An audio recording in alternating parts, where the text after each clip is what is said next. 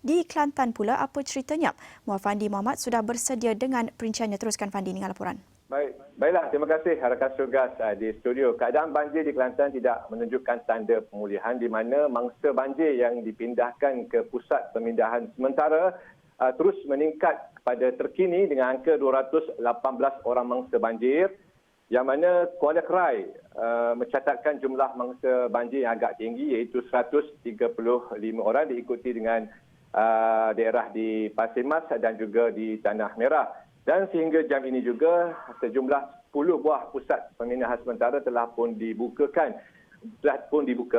di mana banjir pada gelombang kedua ini melibatkan 3 daerah iaitu masing-masing di Pasir Mas, Tanah Merah dan juga di Kuala Krai. Dan untuk makluman juga pada ketika ini Sungai Golok di Rantau Panjang telah pun melepasi bacaan paras bahaya iaitu melebihi 9.02 meter, dan keadaan aliran sungai ataupun tering sungai tersebut meningkat.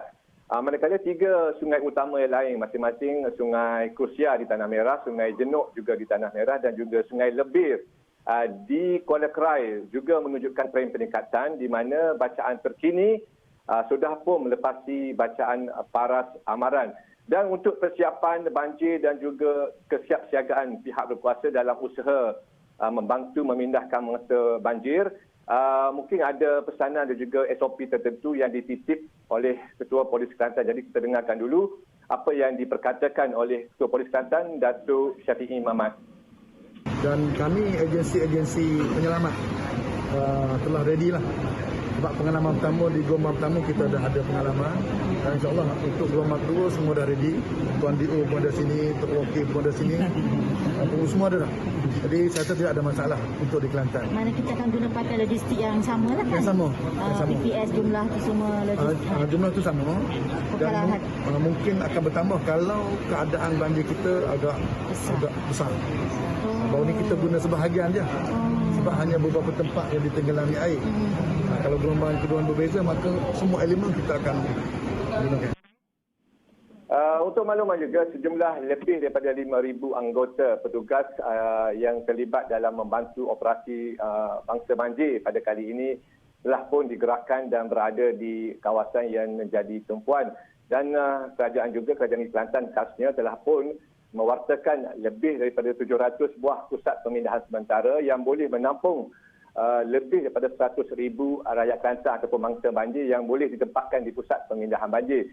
Dan pada ketika ini, jika saya boleh bicarakan sedikit, keadaan cuaca pada ketika ini, kebanyakan tempat di Kelantan ini menerima hujan, dan keadaan ini dijangkakan berterusan sehingga ke pagi esok. Dan keadaan sungai juga, saya dimaklumkan keadaan sungai di pendalaman Kelantan juga dalam keadaan yang menaik, di mana berlaku juga hujan di kawasan pendalaman termasuk juga di Gomusan dan juga tempat menyukat bacaan paras air iaitu di Gunung Gagau dan juga di Gunung Gagau 2. Untuk itu, pihak berkuasa telah pun mengeluarkan amaran dan juga nasihat kepada penduduk, terutamanya bagi mereka yang tinggal di tebing sungai dan juga berhampiran sungai ataupun di kawasan yang rendah, supaya bersiap sedia dan juga mengikut arahan sekiranya mereka diarahkan untuk berpindah. Dan keadaan ini dijangkakan mungkin keadaan hujan ini akan dijangkakan berlarutan mungkin sehingga ke Ahad ataupun Isnin. Dan ramalan cuaca juga memberikan amaran keadaan hujan ini berlaku serentak di seluruh negeri Kelantan. Jadi itu saja yang dapat saya kongsikan pada ketika ini. Kembali bersama dengan rakan tugas di studio. Silakan.